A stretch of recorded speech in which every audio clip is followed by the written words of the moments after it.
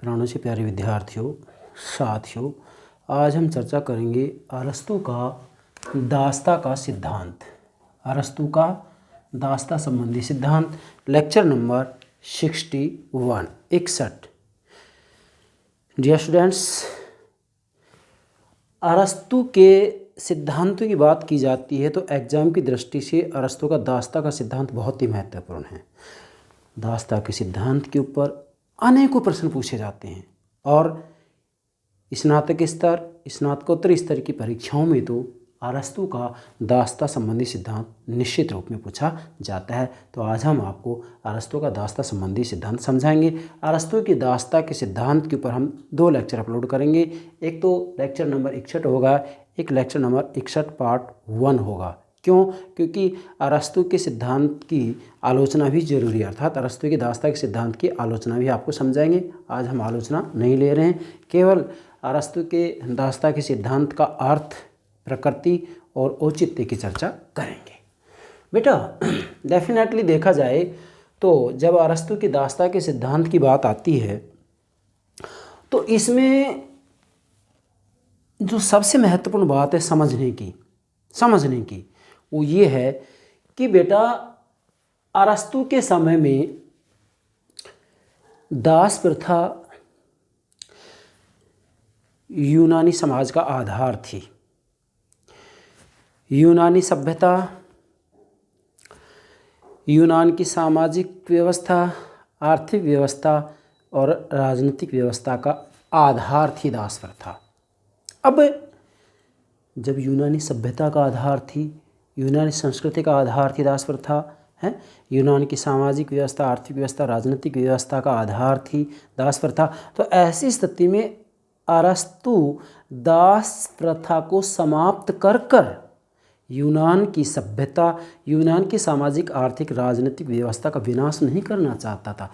इसलिए अरस्तू ने यूनानी समाज, यूनानी सभ्यता के आधार का समर्थन किया, मतलब दास प्रथा को स्वीकार किया, दास प्रथा का समर्थन किया। कारण क्योंकि यूनानी समाज का आधार थी दास प्रथा, और जब आधार थी, यूनान की आर्थिक, सामाजिक, राजनीतिक व्यवस्था का आधार थी, तो फिर अरस्तू वैज्ञानिक दृष्टिकोण अपनाते हुए भी एक व्यवहारिक बुद्धिजीवी विचारक था। इसलिए दास प्रथा का उपयोगिता के आधार पर समर्थन ही किया। हाँ, अरस्तू के जो गुरु थे, समझना है बेटा आपको, फिर ये एक एक बात मैं आपको समझाऊंगा। अरस्तू का जो गुरु था उसका क्या नाम है बेटा? यस, अरस्तू गुरु का क्या नाम है? प्लेटो।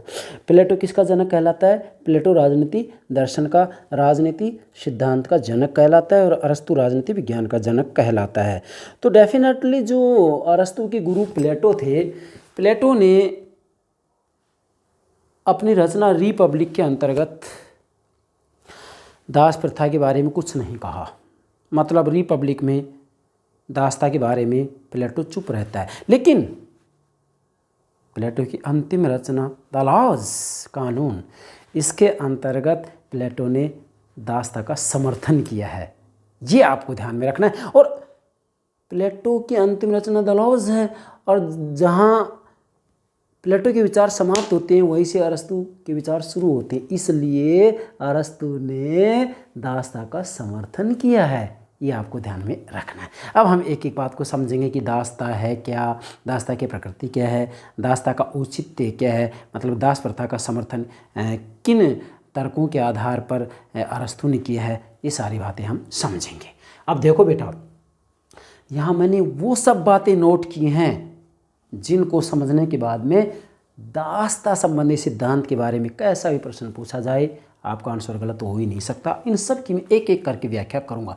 ये मैं नोट इसलिए किया है कि कोई बात छूट ना जाए, एक एक को समझाऊंगा, मैं इनका एक्सप्लेन करूंगा। लेक्चर भले ही थोड़ा लंबा हो सकता है आज, लेकिन समझें बेटा।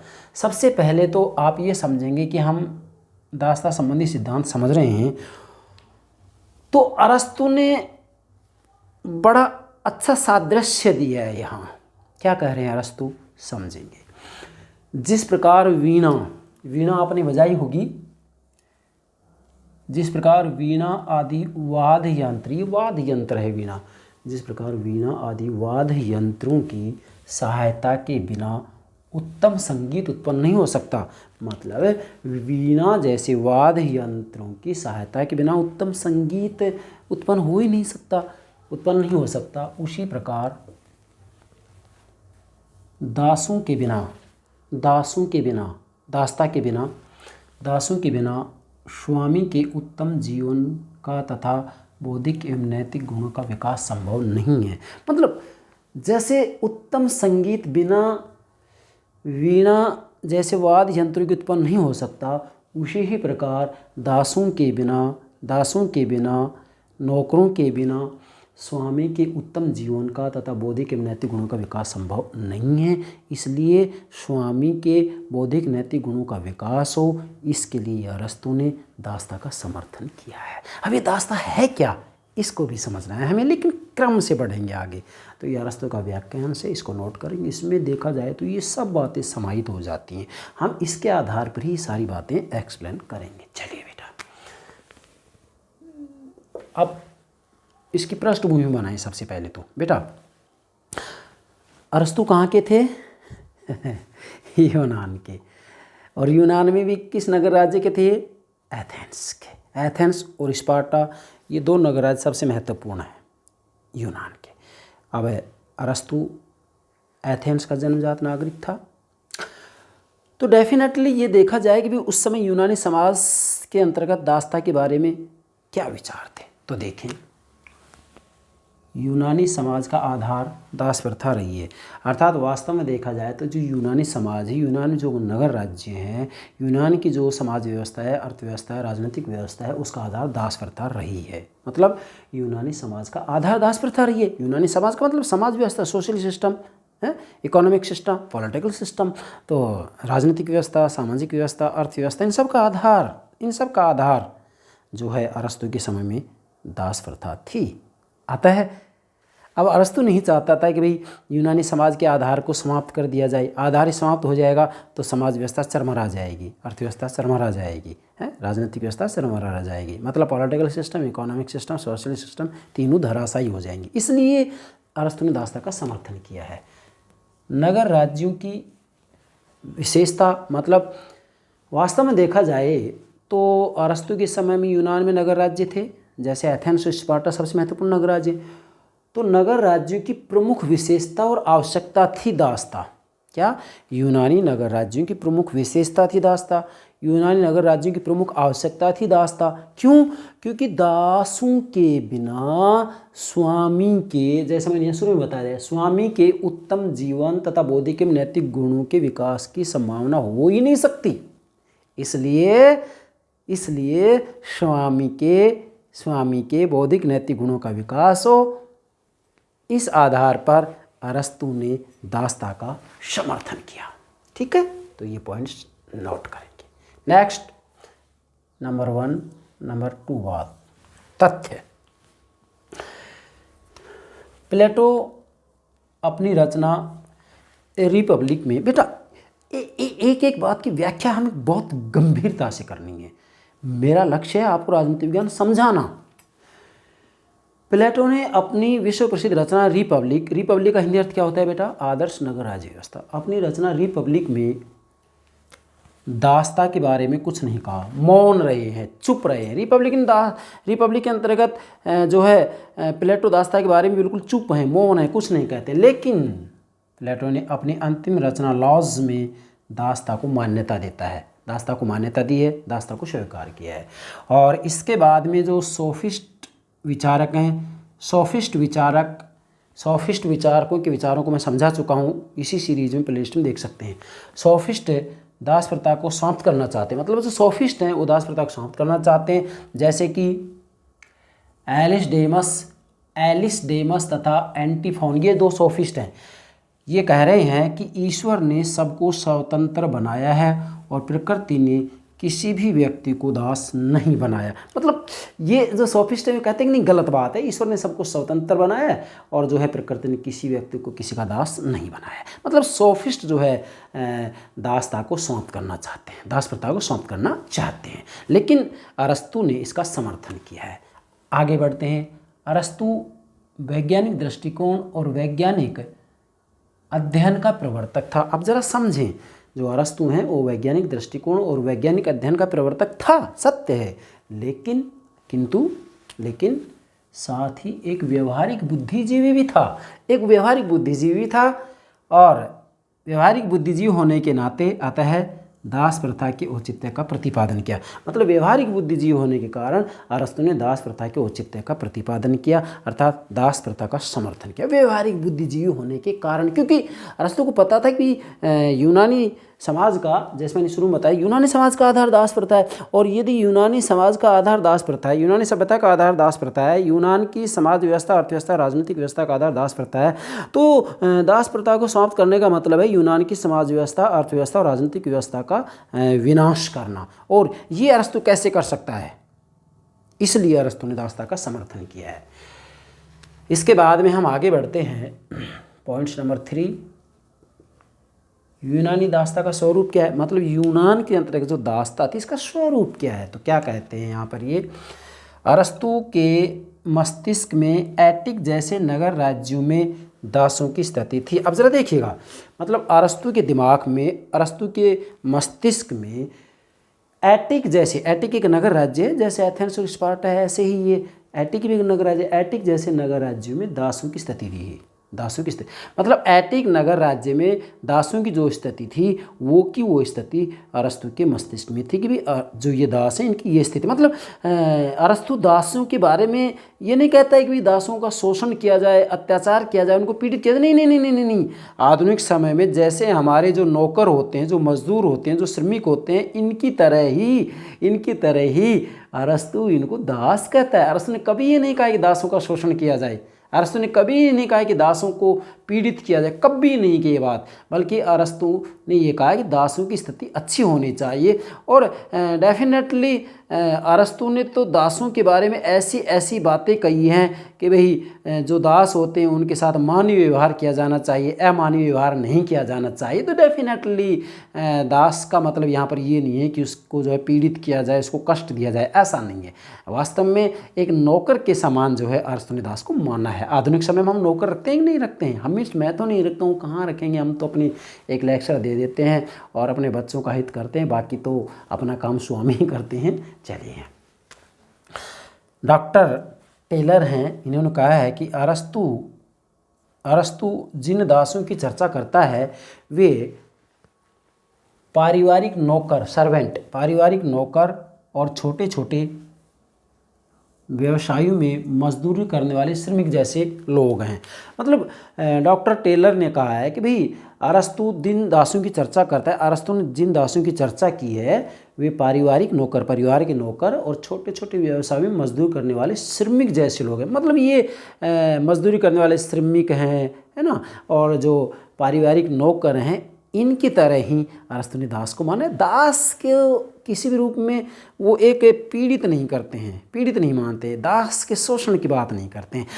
अगर आज देखा जाए तो आज काफ़ी ऐसे क्षेत्र हैं जिनके अंतर्गत जो नौकर होते हैं, जो काम करने वाले मजदूर होते हैं, उनका शोषण किया जाता है। तो ये अरस्तु के दास से भी घटिया किस्म बता दी है आज के लोगों ने, जबकि अरस्तु ने कभी भी नहीं कहा कि दास का शोषण किया जाए। और आज तो मैं ये कहता हूँ कि प्रत्येक क्षेत्र में जो नौकर होते हैं, जो कर्मचारी होते हैं, उनका शोषण किया जाता है। आज दास से भी मैं ये कहूँगा कि हे स्थिति व्यक्ति की बना दी गई है। मैं तो जितनी भी शैक्षणिक संस्थाएं उनमें लोगों को देखता हूँ किस तरीके से व्यवहार करते हैं, जैसे कि पशु होते हैं। एक शिक्षक को भी पशु की तुल्य आंका जाता है। अरस्तु तो ये कहते हैं कि भाई परिवार के संचालन के लिए दास का होना जरूरी, नौकर का होना जरूरी है, क्योंकि बुद्धिजीवी लोग होते हैं तो उनको जो घरेलू काम धंधे होते हैं इनको ये नौकर कर लें, मजदूर कर लें और उनको सार्वजनिक कार्यों में समय मिल जाएगा, अवकाश मिल जाएगा, इसलिए इन्होंने समर्थन किया था। तो आज के लोग ऐसो आराम करने के लिए नौकर रखते हैं और नौकरों को जो है पीड़ित करते हैं, उनका शोषण करते हैं। तो ज़रा देखिएगा, तुलना करके देखें आप। चलो आगे बढ़ते हैं। एटिक में इन्हें परिवार का एक अंग माना जाता था। मतलब जो एटिक नगर राज्य है, एटिक में इन्हें मतलब दासों को परिवार का एक अंग माना जाता था, परिवार का एक भाग माना जाता था, भाग, कि इनके बिना परिवार पूर्ण हो ही नहीं सकता। अब हम बात करते हैं 4 नंबर पर, दासता का अर्थ और प्रकृति। अर्थ, दास किसे कहते हैं, इसकी प्रकृति क्या है? तो सबसे पहले तो दास को पारिवारिक संपत्ति का एक भाग माना है, मतलब जो दास है उसको पारिवारिक संपत्ति का एक भाग माना है। और अरस्तु ने दास का सर्वप्रथम अर्थ स्पष्ट किया, ये भी नोट करना, अरस्तु ने दास का सर्वप्रथम अर्थ स्पष्ट किया। दासता का अर्थ सर्वप्रथम किसने बताया? अरस्तु ने बताया। सर्वप्रथम अर्थ स्पष्ट किया और अर्थ स्पष्ट करते हुए कहते हैं अरस्तु कि जो स्वभावतः अपना नहीं लेकिन दूसरों का है दास है। क्या कह रहे हैं अरस्तु? जो स्वभावतः अपना नहीं लेकिन दूसरों का है दास है, मतलब जो स्वभाव से प्रकृति से अपना नहीं है बल्कि अपने स्वामी का है वो दास है। दूसरा अर्थ बताते हैं दास, अरस्तु ही कहते हैं दास वह है जिसका स्वयं का कोई व्यक्तित्व, पर्सनैलिटी, स्वयं का कोई व्यक्तित्व नहीं होता और यहाँ तक कि जिसका अपना मस्तिष्क भी नहीं होता, मतलब स्वयं की कोई पर्सनैलिटी नहीं है, अपना कोई मस्तिष्क नहीं है, दूसरे के दिमाग से काम कर रहा है, वो दास कहलाता है। ये अरस्तु ने इसका अर्थ बताया है। इसके बाद में नेक्स्ट बात लेते हैं, राज्य गृहस्थियों के सहयोग से बना है। जैसे अरस्तु स्वामी ने कहा है कि भाई पति पत्नी के संयोग से परिवार, परिवार से ग्राम, ग्राम से नगर राज्य, तो राज्य गृहस्थियों के संयोग से बना है। और गृहस्थी में स्वामी सेवक, मतलब सेवक अर्थात दास, स्वामी सेवक, पति पत्नी, संतान, पिता, ये होते हैं। मतलब जो गृहस्थी होती है उसमें स्वामी होता है, सेवक मतलब दास होता है, पति पत्नी होती हैं, संतान होती है, पिता होता है। तो अब इस गृहस्थी के लिए संपत्ति का होना जरूरी है और संपत्ति गृहस्थी का हिस्सा होती है। संपत्ति, प्रॉपर्टी गृहस्थी का हिस्सा होती है और संपत्ति अर्जित करने की कला गृह प्रबंध की कला का अंग है। मतलब संपत्ति अर्जित करने की जो कला है वो गृह प्रबंध की कला का अंग है। इसलिए अरस्तु ने इसे स्पष्ट करते हुए कहा कि संपत्ति दो प्रकार की होती है, सजीव संपत्ति, निर्जीव संपत्ति। सजीव संपत्ति, यस, सजीव संपत्ति, निर्जीव संपत्ति। सजीव संपत्ति के अंतर्गत हाथी, घोड़ा, बैल मतलब पशु और दास आते हैं।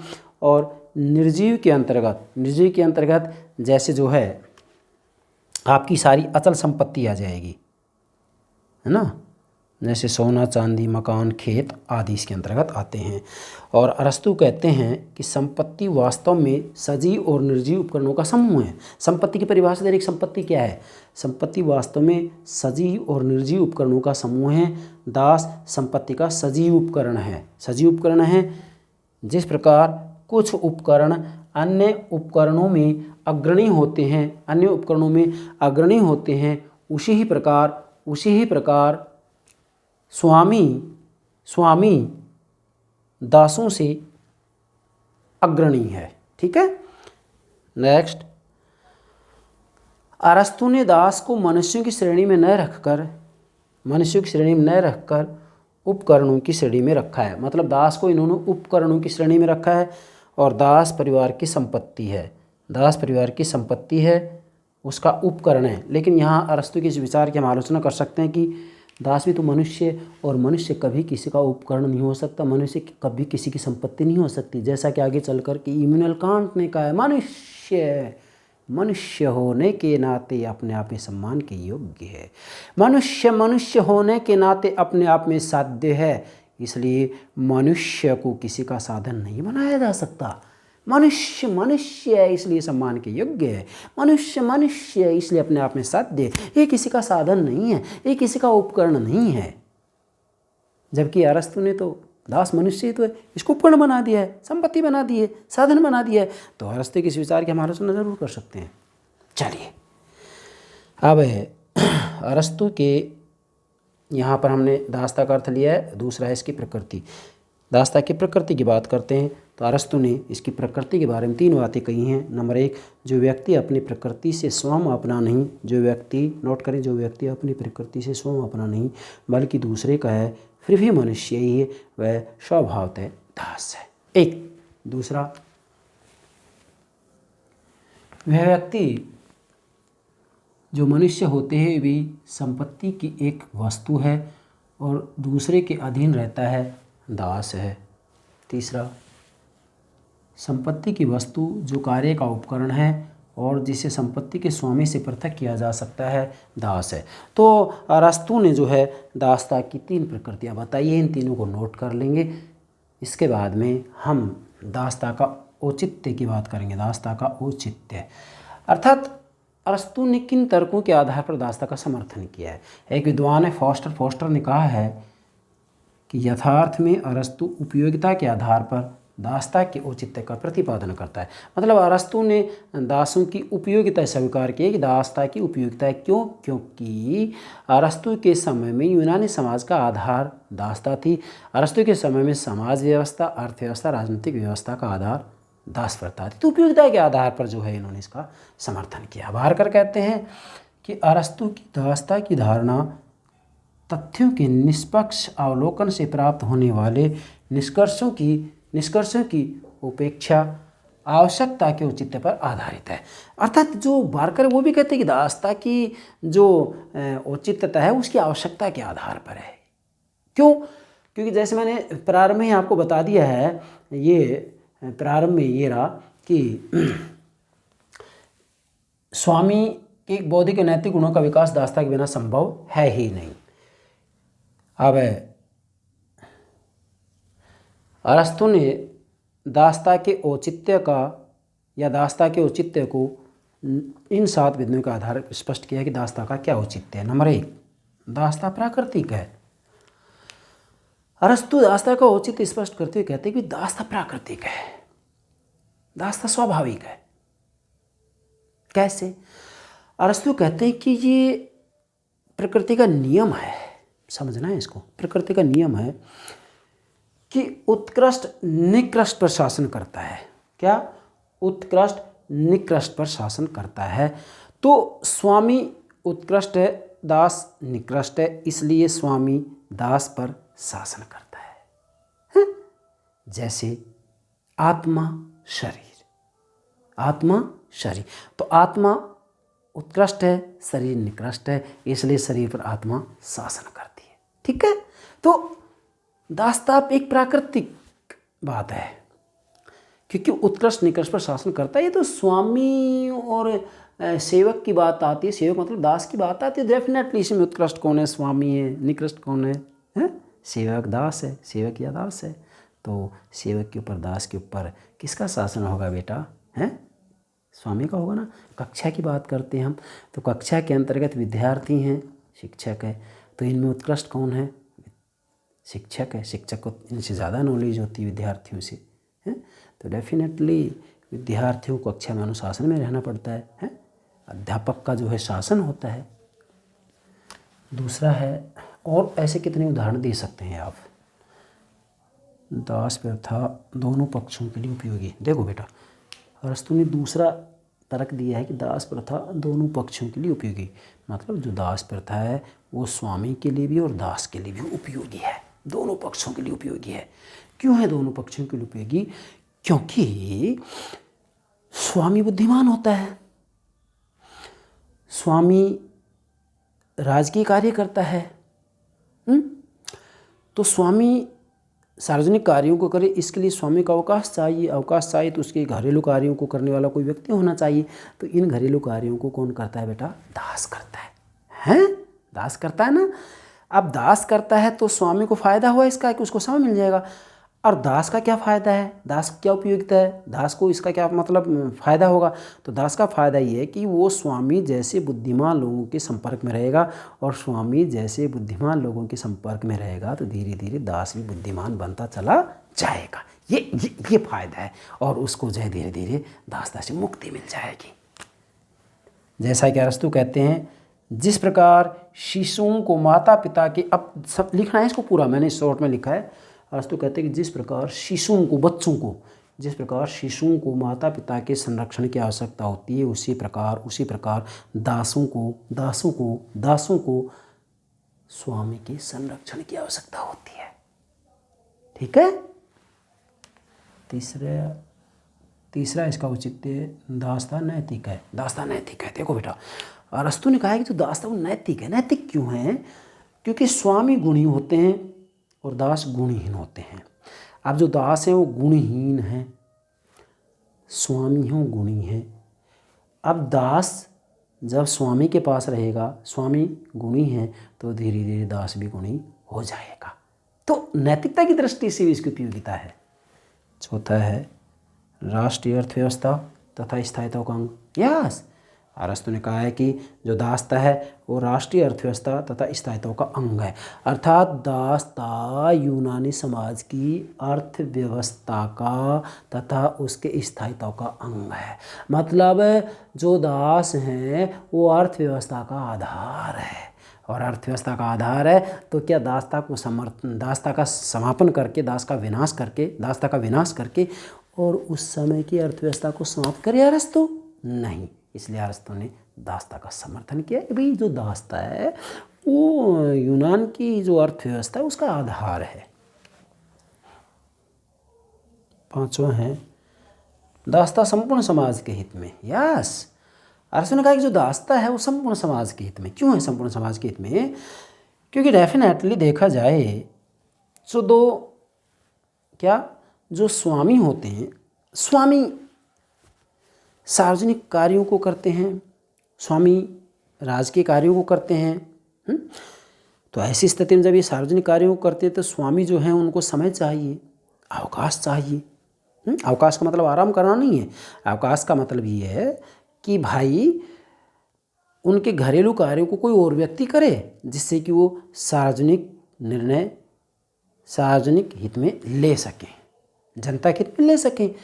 इसलिए उनको समय चाहिए, अवकाश चाहिए। तो ये तभी मिलेगा जबकि उनके घरेलू कार्यों को कोई व्यक्ति करे। अब उनके घरेलू कार्यों को कौन करे? दास करे।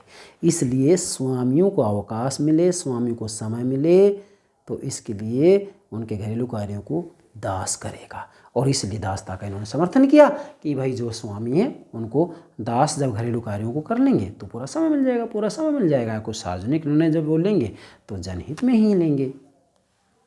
तो ये दासता जो है संपूर्ण समाज के हित, पूरे समाज के हित में है। मतलब स्वामी के लिए तो है ही है, लेकिन जब स्वामी को पूरा समय मिलेगा तो पूरे समाज के लिए अच्छा निर्णय लेंगे, समाज हित में निर्णय लेंगे। इसलिए जो दासता संपूर्ण समाज के हित में। दास नहीं होंगे तो फिर स्वामी को समय नहीं मिलेगा, अवकाश नहीं मिलेगा, तो फिर जनहित में निर्णय नहीं ले पाएंगे स्वामी। छठा है विवेकीय दृष्टिकोण से दास प्रथा का औचित्य। छठा तर्क दिया है कि विवेकीय दृष्टिकोण से दास प्रथा का औचित्य। अरस्तु कहते हैं कि समस्त संसार में शासक और शासित का सिद्धांत प्रचलित है। अरस्तु ने कहा है कि पूरे संसार में शासक और शासित का सिद्धांत प्रचलित है, चाहे वह चेतन हो अचेतन हो। मतलब जड़ पदार्थ हो, जड़ हो, भौतिकता हो, या जो है चेतना हो। मतलब जड़ हो या चेतन हो, जड़ में भी और चेतन में भी, जड़ में भी और चेतन में भी शासक और शासित का सिद्धांत प्रचलित है। जैसे आत्मा शरीर पर शासन करती है। आप देखो जरा, आत्मा शरीर पर शासन करती है। अब आत्मा शरीर पर शासन करती है, जड़ में आता है कि चेतना में आता है? चेतना में आएगा। एक बड़ा यंत्र है, छोटा यंत्र है, तो बड़ा यंत्र छोटे यंत्र पर शासन करता है, बड़ा यंत्र छोटे यंत्र पर शासन करता है। तो डेफिनेटली चाहे जड़ हो, भाई बड़ा यंत्र छोटे यंत्र पर शासन करता है, छोटा यंत्र बड़े यंत्र के अधीन है, तो यंत्र मतलब जड़ की बात की जा रही है। जड़ और चेतन इन दोनों ही जगह वास्तव में शासक और शासित का सिद्धांत प्रचलित है। तो अरस्तु ये कह रहे हैं कि भाई निश्चित रूप में जब आत्मा शरीर पर शासन करती है, तो दास पर स्वामी का शासन है। क्यों? क्योंकि दास निकृष्ट है और निकृष्ट पर उत्कृष्ट शासन करता है, तो उत्कृष्ट स्वामी है, इसलिए दास पर स्वामी का शासन है। मतलब अरस्तु कहते हैं कि पूरे संसार में शासक और शासित का सिद्धांत प्रचलित है, चाहे जड़ हो या चेतना हो। हम शरीर की बात करें, हम कक्षा की बात करें, हम किसी यंत्र की बात करें, हम इस मार्कर की बात करें, किसी भी चीज़ की बात करें, हम इस घड़ी की बात करें, तो सभी जगह इस घड़ी में भी देखेंगे तो हम ये देखेंगे कि इसमें छोटे छोटे उपकरण हैं, लेकिन छोटे छोटे उपकरणों की बात की जाती है तो इसमें सबसे महत्वपूर्ण सेल होता है। जब सेल डेड हो जाता है तो घड़ी स्वतः ही रुक जाती है। मतलब ये सारा का सारा जो यंत्र का जाल है यह एक सेल के ऊपर निर्भर करता है, और अगर सेल इसमें से निकाल दिया जाए तो घड़ी बंद हो जाती है। इसी तरीके से शरीर है, शरीर में से आत्मा निकल जाती है तो हम डेड बॉडी बन जाते हैं और हमको घर से निकाल करके शमशान घाट पहुंचा दिया जाता है। तो मतलब अरस्तु ने बड़ा अच्छा कहा है कि भाई समस्त संसार में जो है शासक और शासित का सिद्धांत प्रचलित है। जैसे आत्मा शरीर पर शासन करती है उसी प्रकार से दास पर स्वामी का शासन होता है। तो विवेक के दृष्टिकोण से भी जो है अरस्तु दासता के औचित्य को स्पष्ट करते हैं। और अंतिम है 7वां, युद्ध का आधार। बेटा अरस्तु ने दास्ता के 2 प्रकार बताए हैं। हालांकि दास्ता के प्रकार के ऊपर हम लेक्चर नंबर 61 पार्ट 1 में चर्चा भी करेंगे, लेकिन यहाँ इस बिंदु में समझना जरूरी है। 2 प्रकार बताए दास्ता के हैं, वैधानिक दास्ता और स्वाभाविक दास्ता। स्वाभाविक दास्ता जो कि जन्म के साथ ही होती है। वैधानिक दास युद्ध में जो पराजित हो जाते हैं उनको दास बनाया जाता है। लेकिन एक बात ध्यान रखना है, अरस्तु ने कहा है कि यूनानी यदि युद्ध में भी हार जाते हैं तो भी उनको दास नहीं बनाया जा सकता, क्योंकि यूनानियों का जन्म दास बनने के लिए नहीं हुआ है, बल्कि यूनानी तो स्वामी बनने के लिए आए। अब यहाँ पर अरस्तु जैसा वैज्ञानिक, अरस्तु का दृष्टिकोण वैज्ञानिक दृष्टिकोण है, वैज्ञानिक अध्ययन किया है, लेकिन इसके बावजूद भी अरस्तु जैसा महान विद्वान यहाँ नस्लवाद का शिकार हो जाता है कि यूनानियों को कभी दास नहीं बनाया जा सकता, वो युद्ध में हार भी जाए तो भी दास नहीं बनाया जा सकता। तो ये गलत बात है, गलत बात है इसकी। युद्ध का आधार, इसका मतलब क्या है? अरस्तु कहते हैं कि युद्ध में जो पराजित हो जाते हैं, युद्ध में जो पराजित हो जाते हैं उनको दास बनाया जाता है। लेकिन यहाँ यूनानी यदि युद्ध में पराजित हो जाते हैं उनको दास नहीं बनाया जाएगा। तो युद्ध में जो पराजित हो जाते हैं उनको दास बनाया जाता है और इसी को वैधानिक दास्ता कहा जाता है। परंतु यूनानी को दास नहीं बनाया जा सकता। यूनानी यदि युद्ध में पराजित भी हो जाता है तो भी इसको दास नहीं बनाया जा सकता। इसका मतलब अरस्तु के अंतर्गत नस्लवाद की भावना कूट कूट कर भरी हुई है, जो कि श्रेष्ठता का प्रतीक नहीं है। एक अरस्तु जैसे वैज्ञानिक को ये बात शोभा नहीं देती है कि भाई यूनानी तो बुद्धिमान है, यूनानियों का जन्म ही स्वामी बनने के लिए हुआ है, यूनानी युद्ध में भी हार जाएंगे तो उनको दास नहीं बनाया जाएगा। बाकी और सब जो हैं बर्बर जातियाँ हैं वो दास बनने के लिए है, वो मंद बुद्धि क्यों हैं, उनमें बुद्धि नहीं है। तो ये अरस्तु की बातें स्वीकार करने योग्य नहीं है। तो अरस्तु ने युद्ध का आधार लिया है और युद्ध के आधार पर भी उन्होंने दास्ता का समर्थन किया कि जो युद्ध में पराजित हो जाएंगे उनको दास बना दिया जाएगा, जिससे कि उनमें साहस की भावना का संचार हो सके और अच्छे से युद्ध लड़ सके। परंतु यूनानी को कभी दास नहीं बनाया जा सकता, भले वो युद्ध में हार भी जाएँ। तो इन 7 बिंदुओं के आधार पर आप दास्ता के औचित्य को स्पष्ट कर सकते हैं। ये सब बातें समझने के बाद में और जो शेष बातें हैं वो अगले लेक्चर में आपको समझा दी जाएंगी। तो मुझे पूरा विश्वास है, क्या बेटा, मुझे पूरा विश्वास है आप अरस्तु के दास्ता संबंधी सिद्धांत को अच्छे से समझ गए होंगे। आज के लेक्चर में हमने दास्ता की पृष्ठभूमि, यूनानी दास्ता का स्वरूप, दास्ता का अर्थ और प्रकृति, और 5वां बिंदु बना लेंगे दास्ता का औचित्य। ये बातें हमने स्पष्ट की हैं और ये बातें समझने के बाद में आगे की जो बातें हैं वो बिल्कुल सामान्य हैं। मुख्य बात तो आज के लेक्चर की समझने की है, बाकी तो जो है दास्ता के प्रकार, दास्ता के सिद्धांत की आलोचना, ये बातें सब इसके आधार पर ही हम आगे चल कर के समझ सकते हैं। कोई किसी प्रकार की परेशानी हमको नहीं आ सकती है। तो हमें विश्वास है आप अरस्तु का जो दास्ता संबंधी सिद्धांत है इसको अच्छे से समझ गए होंगे। ठीक है बेटा, okay, thank you very much, thank you very much.